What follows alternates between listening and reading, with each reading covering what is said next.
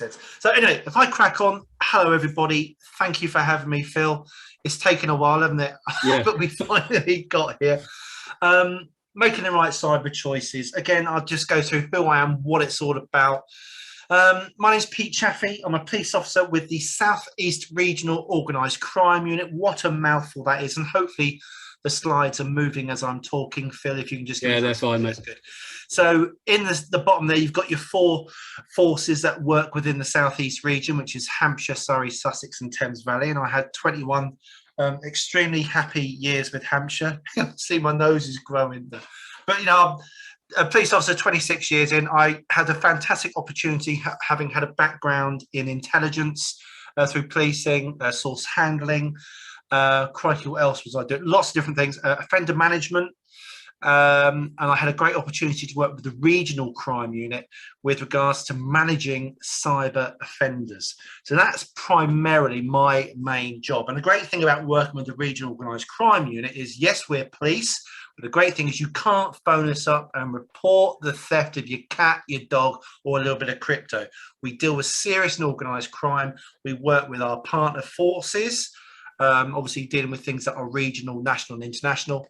And the one above, there you go, the National Crime Agency, the UK Feds, as many of our young people like to call them. But again, they own the strategy of which I work within. So again, I'm a cyber crime officer. I work within the cyber prevent team for the region. I'll go into what the job's all about later on. I just said to Phil before we came on, cyber, how important is it in this world? And hopefully, I mean, with you guys, with regards to what you do, many of you working within small businesses, small, medium enterprises, cyber is a major issue. I mean, it's that bigger an issue. There are 4 main things within the UK that the government really do concern themselves with. And as I said to Phil, when I first started in this role, only 2 of them really were working. And that was obviously cyber is a tier 1 threat. Second one is counterterrorism, is a tier 1 threat. Third one is war, understandable, and I think we're stepping into that. And the fourth one is pandemic. So there you go, all 4 bad things happening at the minute, but we've got the best people at the helm to deal with it, haven't we? I'll leave that there. Okay, today's session, I'm looking between 35-40 minutes. I've got my timer on. If I do go over, well, I won't go over. It's as simple as that. I will be skipping through things. Should there be any questions, please ask them at the end. I will happily answer everything. I think for the questions, though, Phil, I'd rather that wasn't probably recorded. That's probably the best thing. So I can give a personal opinion. But again, down to your good selves. What we're going to talk about today. So again, cybercrime. I wanted to make this as really interesting to you guys as possible. Again, it's the time of day. Many people are shutting off. They've had a long day's work. Oh, crikey, I remember signing up for that meeting. Oh, heck, I'll go and watch. I get that, I understand. Cyber can be very dry. I'm going to make this as informative and interesting as I possibly can. So I'm going to talk to you really today about the young people in cybercrime. Why are young people getting involved in cybercrime in UK PLC? What is it? What's the attraction? What is cybercrime itself? Again, I'm talking to professionals here, but again, I would just explain what that's about. And obviously talk about the harm that's caused by cybercrime, which sadly many of us see.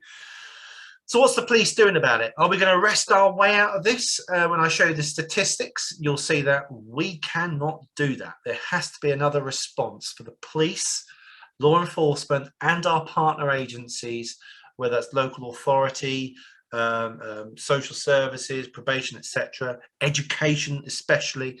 We have to look at other ways of doing it. And to make things really interesting, I'm going to talk about a case study which happened locally, and that gives you an idea of what we did, etc. So I'm going to show you a video, and again, I'm going to play it. It is very, very quiet. I've tested it with Phil. You will need to turn this up. But my question is, as I say to most people, who's most dangerous? The people you're about to see.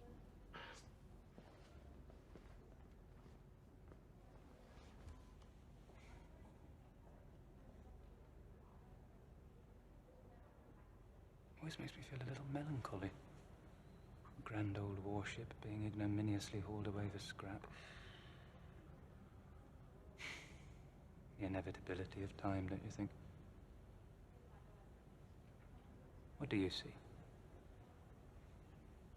Bloody big ship. Excuse me. 007. I'm your new quartermaster.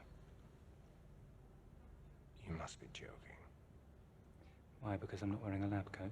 Because you still have spots. My complexion is hardly relevant. Well, your competence is.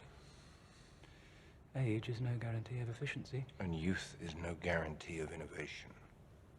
I'll hazard I can do more damage on my laptop sitting in my pajamas before my first cup of Earl Grey than you can do in a year in the field. Oh, so why do you need me?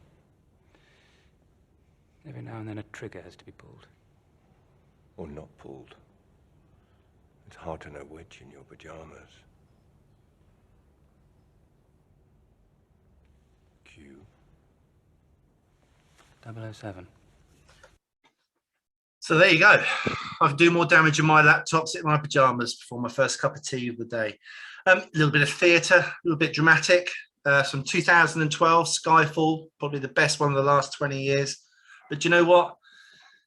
How accurate that is. It's quite frightening. This, especially again, looking at where we are globally today, what is happening around the world.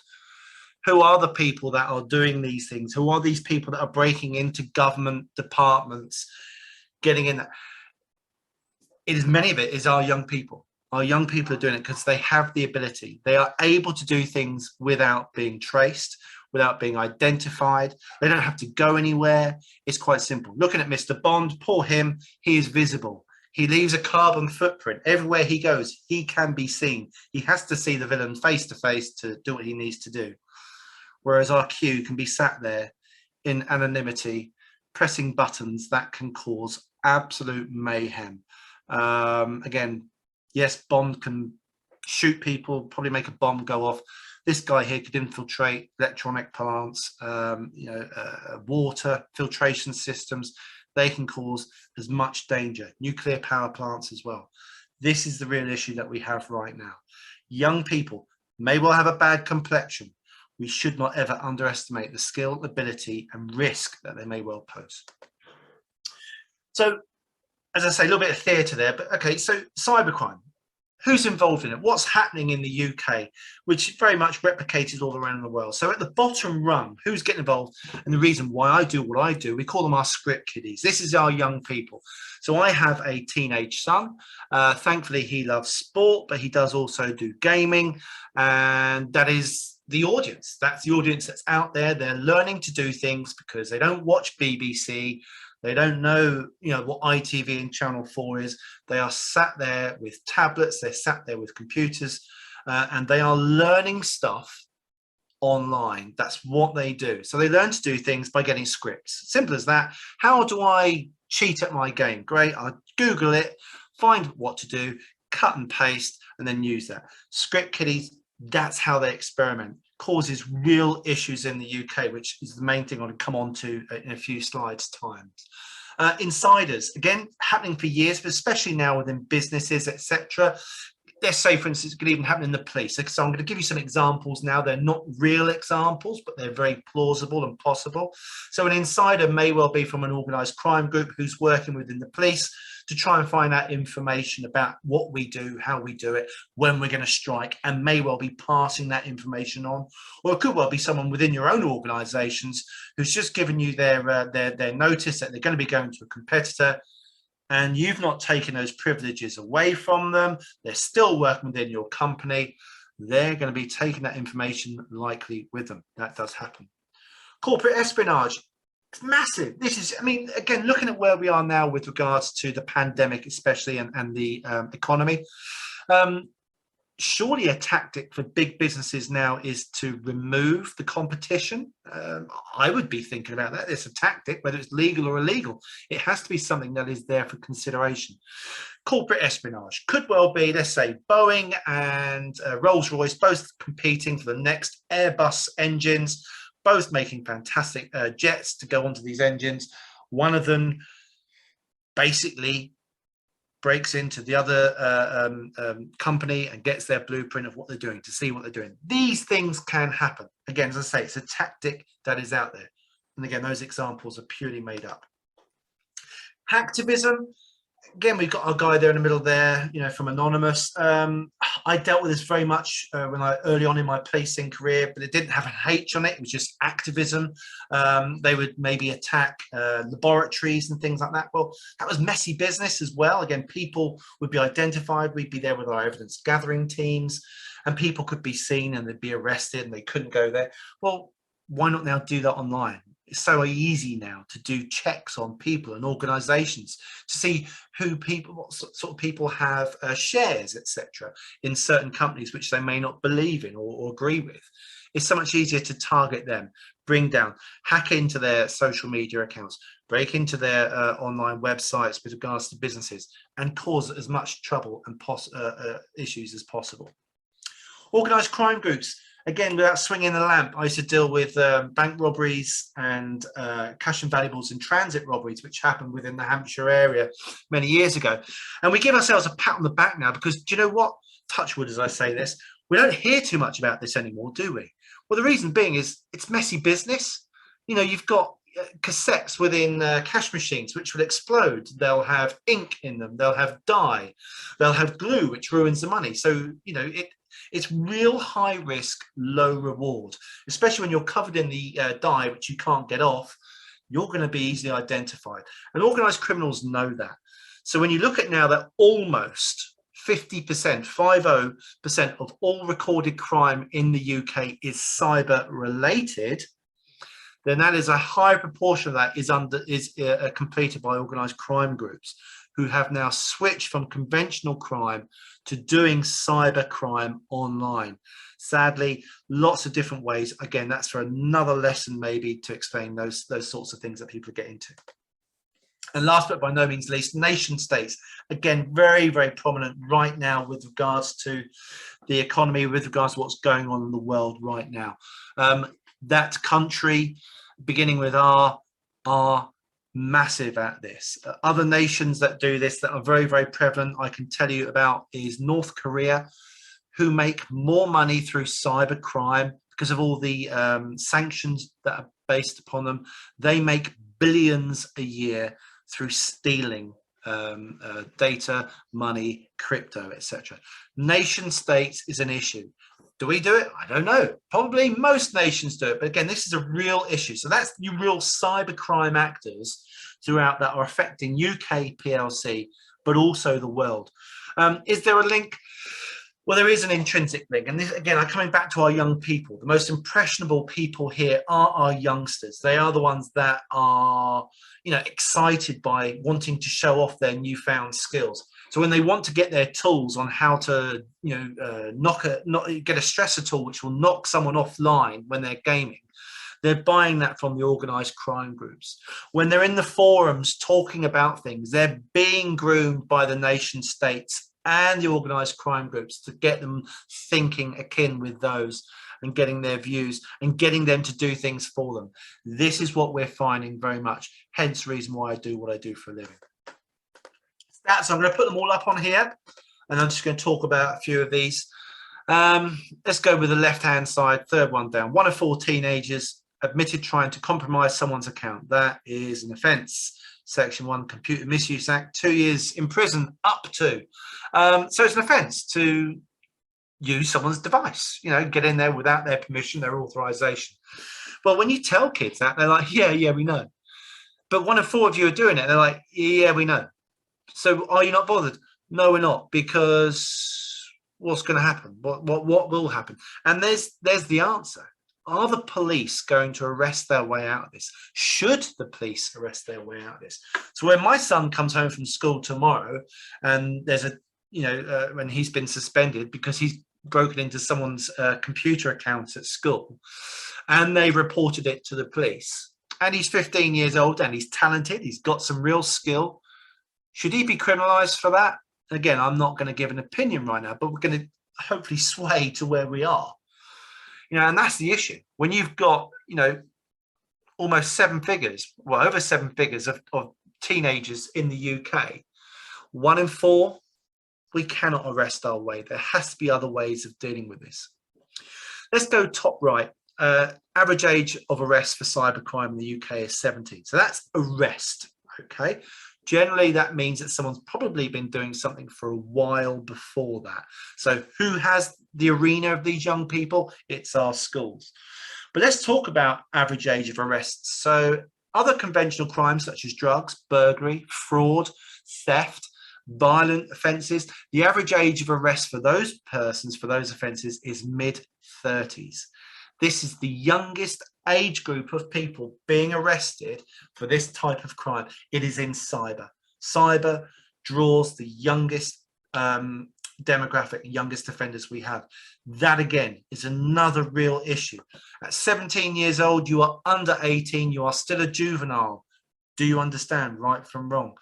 Again, these are moral issues and ethical issues, legal issues that we need to make sure that people understand. Hence, again, what I do for a living.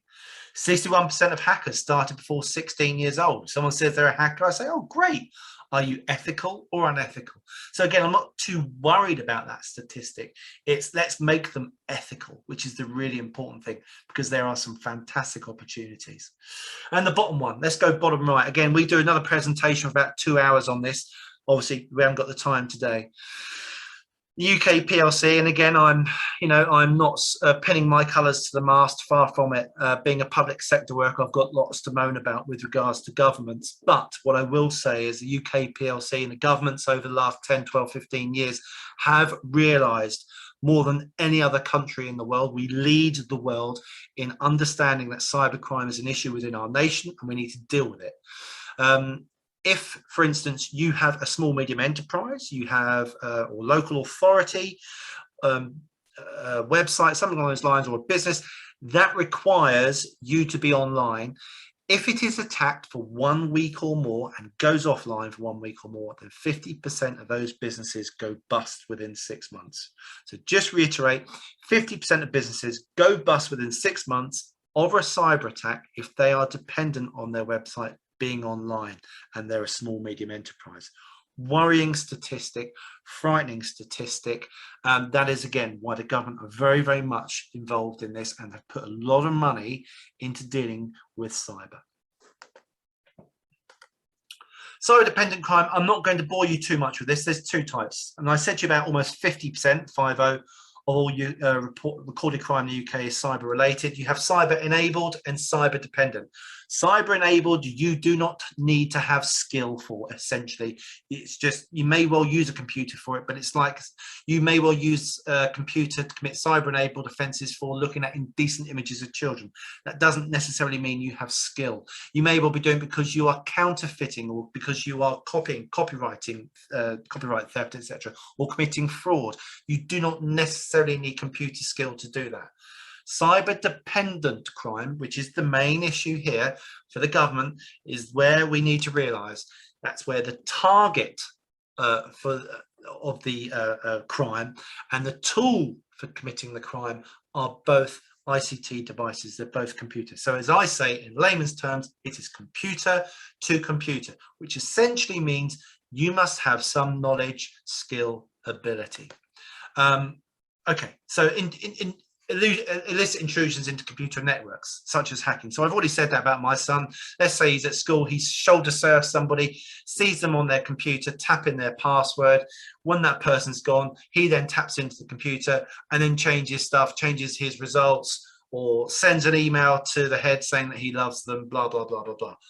Funny, we get it. But you know what? It's an offense. It is technically hacking. Illicit intrusions with intent to commit a further offence. That may well be me going into the teacher, you don't say me, but me getting into someone's account, their computer, maybe someone's phone, again, because it's a computer, it's a device. I see what their passphrase is, or sorry, password, or whatever the squiggle is. I get in and then I transfer money into another account. Again, I have not had authorization, I have not had permission, and I then commit an offence there. That is a cyber dependent crime. Again, if we have plenty of time, I could go into all this, but DDoS, distributed denial of service, which is where you basically impair the computer functionality, which is easily done remotely, which is what lots of people do through gaming, and we are going to talk about that shortly. That is a big offence. That's a big issue here in the UK. Lots of young people doing that when they're gaming. That again is something which people do. And I talked to you about earlier on about people taking businesses offline, 1 in 2 going bust within 6 months. It's generally as a result of a DDoS attack. And carrying out an unauthorized act on a computer causing serious damage of a material kind. Crikey, that's police jargon. I dealt with that on the first week of the pandemic. We had a young man from Sussex who had attacked an NHS trust and had encrypted their services. Guess what? The NHS needs computers to run. During a pandemic, people needed their machines to be working and operating. Real issue. That gentleman has been charged with that. It's where your actions using the computer to computer cause serious damage. That is the Computer Misuse Act. Look at the year, 1990. It's up for review. It's being reviewed this year. Hopefully it's going to come out shortly.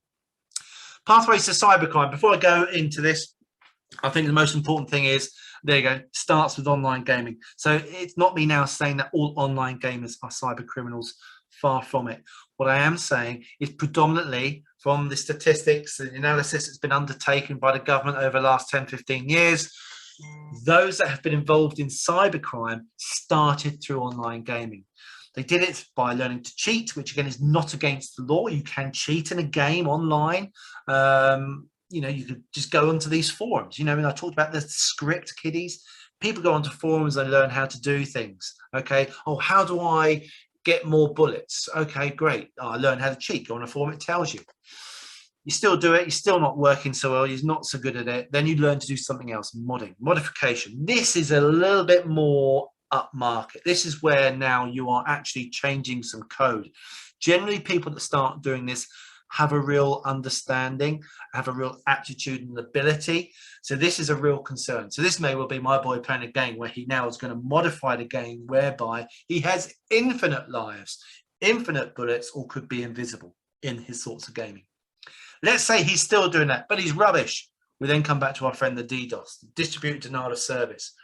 Again, you can now go online, and we could all do this now. We haven't got the time or the patience right now, but within 2 minutes, I'm sure we could do a Google search. I'm just picking on Google. I'm not saying it's them. All search engines have the ability, but you could go in on Google, type in booter tool, stressor tool, DDoS tool. We'd either get a free one or we get one very, very cheaply, good ones for under around about £20. And we can then use that to uncover people's IP addresses. And then once we know where they are, that's great. We can then send millions of tiny parcels down the internet and knock them off the internet. Now, kids do this, young people do this, gamers do this. Call of Duty was massive for this. And people think it's a good bit of fun because, you know, we've got to win at all costs. We've got to win at all costs. Well, that's up to 10 years imprisonment for doing this.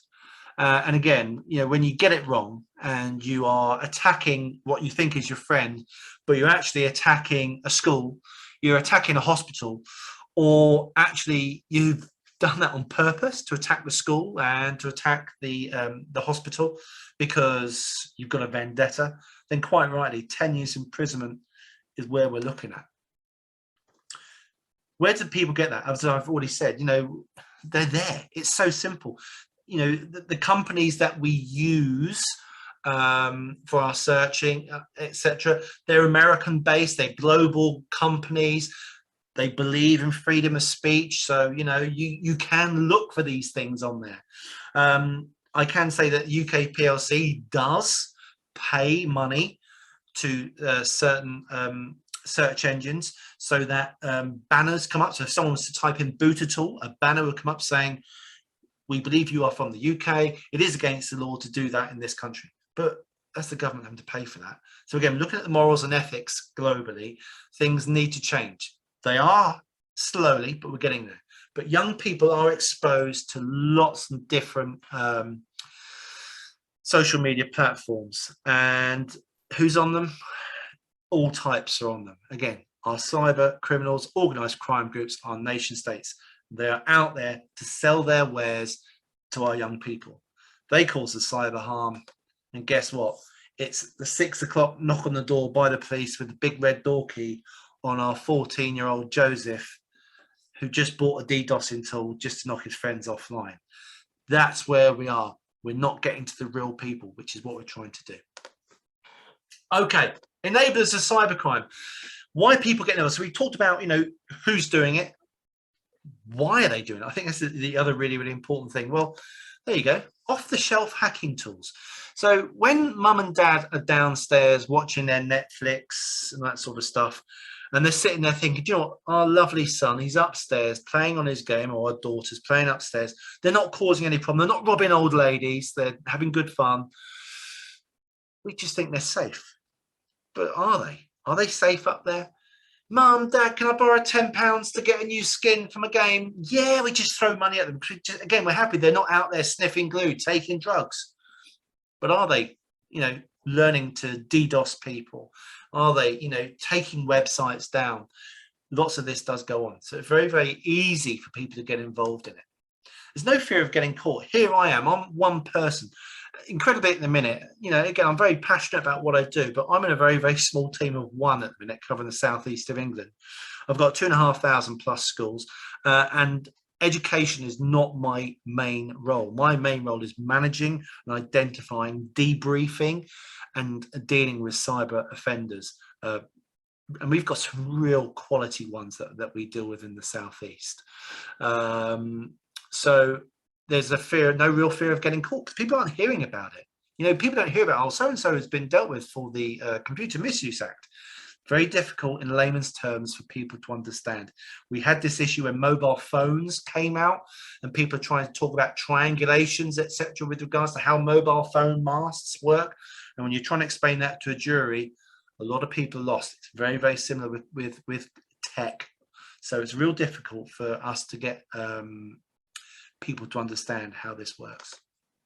It's perceived as victimless. Again, my boy can be playing right now against Joel, who's from Atlanta, Georgia. Well, you know, my son gets annoyed, doesn't like losing, so he DDoSes Joel in Atlanta.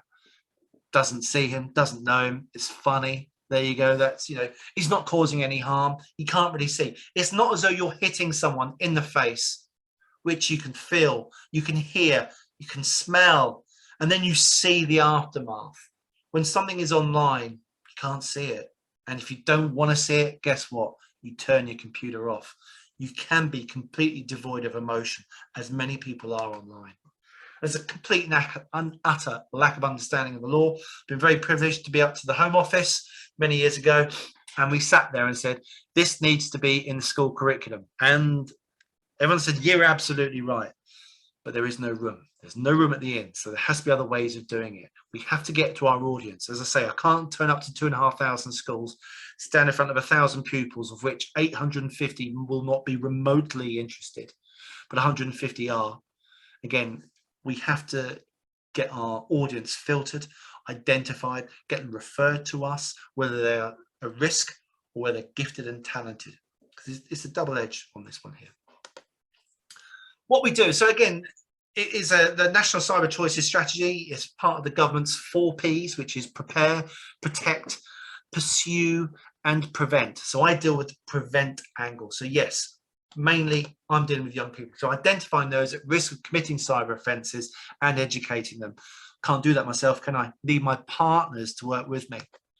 Deter and divert those who've committed low harm cyber offences. I said at the start, we're not going to arrest our way out of this. And quite rightly now, there's other ways that we can deal with this, whether it's through conditional cautions, community resolutions, or even just, you know, conversations. We have a thing called a cease and desist, which you're going to have more time I'll talk to you about. But it's me turning up and saying, hey, pin your ears back. Mum, Dad, listen. This is your one and only warning. You have to stop doing what you're doing. Big Brother knows what you're up to. Manage the highest risk cyber offenders. Crikey, I went on holiday last month. I came back to find out that a guy that was all sweetness and light is now in the top 10 most dangerous cyber offenders in the world. He's on my patch. I'm managing him. Oh, my Lord. There you go. That's what we've got. That's how dangerous it is. How do I manage someone who is too clever? I have no technical nous. This person can eat me for breakfast. There has to be other ways. And we explore why people become involved in cybercrime, which is my baby, which is really about debriefing people that get involved and getting the intelligence through. Again, this is a very new crime, very new. It's only really been about for 10, 12, 15 years where it's been so prevalent. But again, because it's soaring so fast, we have to be over this. So the intelligence picture is not too great. We have to make sure that people are aware, because dare I say it, many victims out there who are businesses do not report it for fear of reputational damage, especially when it's been an 11-year-old that's taken them down. How we help? So we get our message into our schools with our partners. Again, can't do it ourselves. As I've said, we have an educational program, which is on our website, which we give to partners, and we teach them how to do that. We educate people about the Computer Misuse Act. We do go to people who've, we undertake interventions with people who've been referred to us, people that have been involved in cybercrime, people that are deemed at most at risk, even those that are gifted and talented, people that are neurodiverse. Again, there is a very large amount of people that are neurodiverse who have a real phenomenal ability in dealing with cyber. So again, it's making them make those ethical decisions and choices. And young girls as well, we're struggling. You know, when you look at I think the percentage is only 10%, less than 10% of the cyber world is females. We need them. They do think differently to us men. And again, I think Bletchley Park and Enigma Code and everything, everyone remembers Alan Turing, but his team were females. And it's not because the men were out fighting at the war. Winston Churchill picked the best brains that were great, the best problem solvers. And that's where women beat us, hands down. Beat us, when I say us, talk about men and myself. Signposting positive diversions. Really, really great about my job. Normally I can just wag a finger at someone and tell them, you know, you're naughty, you're this, that, and the next thing. Again, if you're a burglar, if you're a sex offender, no one wants to employ you. If you've done something really, really bad, no thank you. You're of no good to us. Yet if you're a cyber criminal, you know what? Could you be poacher turned gamekeeper? You know, if I had a business, I want to protect it against the bad guys, which is what security is about. So why not get a bad guy or someone who thinks like the bad guys to protect your business? What a great opportunity, which is what makes my job so easy. I can just get someone, and as long as I can try and put them on the straight and narrow, I can move them into the right sphere. So positive diversions, that's very much within my toolbox. Provide alternative outcomes to prosecutions. I already discussed that. I don't want to arrest kids. Get arrested. That's not my. I get people after they've been arrested. We don't want to be prosecuting everybody. There's got to be an alternative outcome. There's nothing worse than having a 17, 18-year-old who's thinking, I've got a criminal record. That's it. My life's over.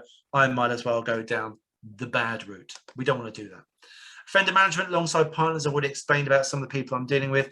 I work with all law enforcement agencies, work with all our local authority partners as well. Predominantly designated safeguarding leads within the schools. They're the ones that identify those that are at risk or those that are gifted and talented. Deal with youth services and probation as well, but lots of different partners.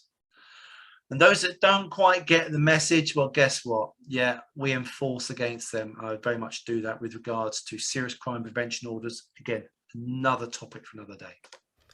Ollie's such a clever boy. Such a clever boy. Custard cream? Spends all night on his computer.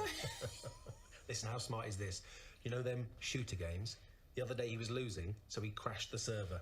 Proper whiz kid. It's amazing what kids can do these days. Night, Ollie. Or what do they call it? DDoSing. That's it, I saw it on the telly. And he's no dosser though, our Ollie. 100% in maths. Every single exam for the last 2 years. Not to mention his GCSE coursework. It's going to go a long way. Down the M11 to Cambridge. Computer sciences degree. Top career in computing. Internet billionaire by the time he's 25. The next Steve Gates. You know, he's very clever with his money too. He's got more in his account than me. Chocolate finger. And we only give him a tenner a week. Told us he robbed a bank.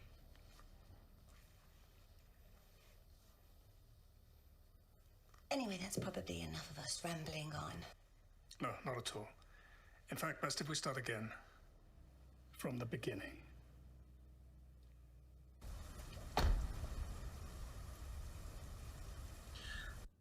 So I've watched this probably a few thousand times. I think it's probably the most impactful video that we have. That is what I deal with many times. As I've already said to you earlier on, Mum and Dad don't know what little Johnny's up to.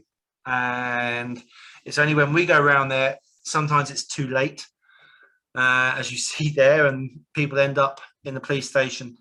And so we're trying to deal with all our partners and trying to get the message out, educate our young people, but also mum and dad. And that's the thing where, again, I'm pretty good at through my previous experience of offender management, etc.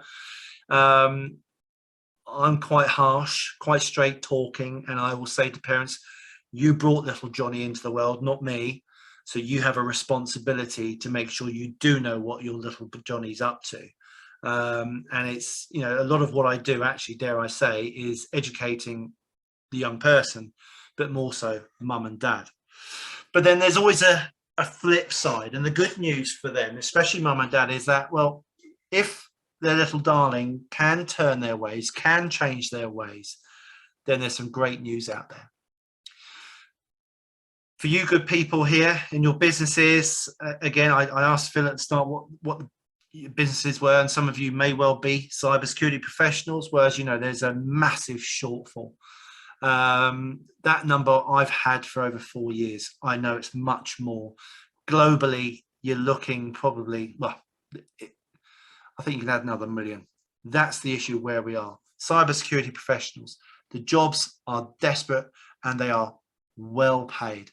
So when you're trying to explain to young people, well, you know, what you're doing, you know, by you actually getting into a network via a backdoor way or by using a certain tool, actually that is a job.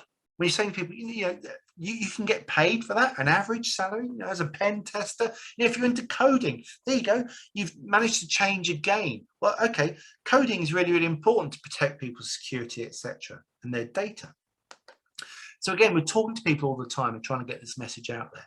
So then, quite rightly, you get people who can undertake degrees, and I annoy a lot of universities and schools when I say, well, you know, mum and dad might want to save themselves 40,000, 50,000 pounds, because degrees generally now in cyber world, the first 2 years what you learn will be irrelevant by the time you finish your degree, whereas degree apprenticeships and apprenticeships themselves are very much rewarded and aligned with how the industry feels. They want to get people in, get the young people in early, get them working through. So once they finish their apprenticeships, they're good to go, ready to go, and they're learned appropriately.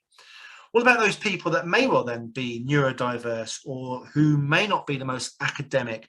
Independent learning is there as well. There is organizations that happily will employ people without even seeing them. You know, they'll do a Zoom interview.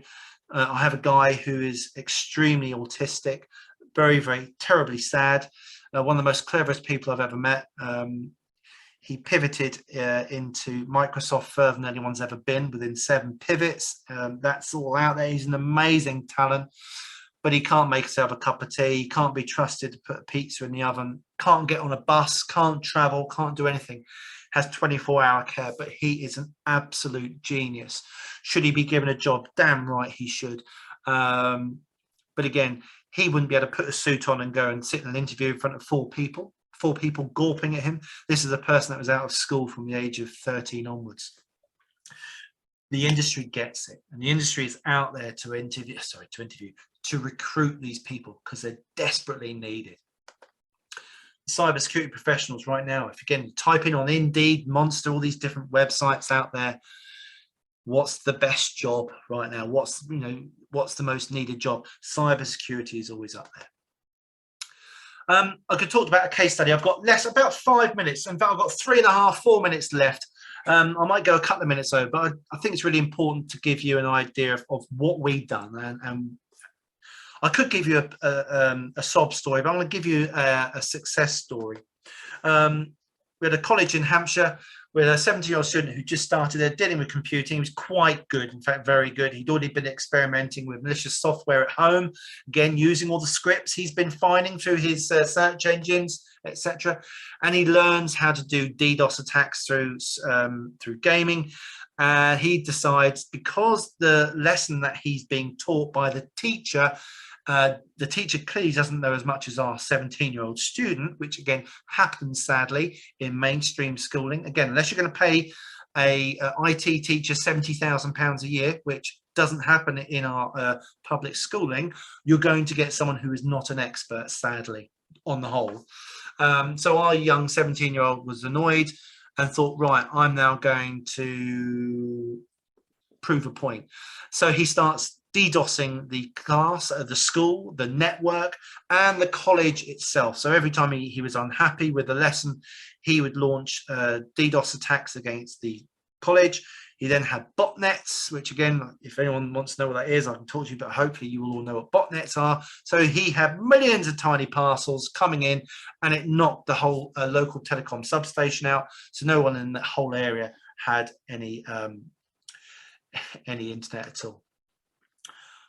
I pressed the button before I should, because I normally ask the question, what do you think happens? He got a community resolution as a criminal justice disposal. He'd never been in trouble with police before. He was arrested, denied it 3 times, blamed others.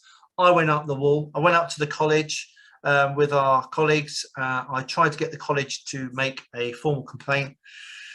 They would not support a criminalisation of a young person. It was also based with the fact reputational damage. They had their own IT team in there, probably about 5 of them, all earning good wages. They didn't know what they were doing. They were rubbish. So they basically did not want to prosecute this young person. Criminal justice disposal was a community resolution. What do we make him do? We made him present. Made him present to the senior leadership team, including the IT department, of how to mitigate this from happening again, what they had to do, what they needed to put in place, what they should be doing. There's my snoozer. Bear with me. Also, at the same time, he was kicked out of the college, which is probably right, but he had an opportunity to for an apprenticeship with a large company.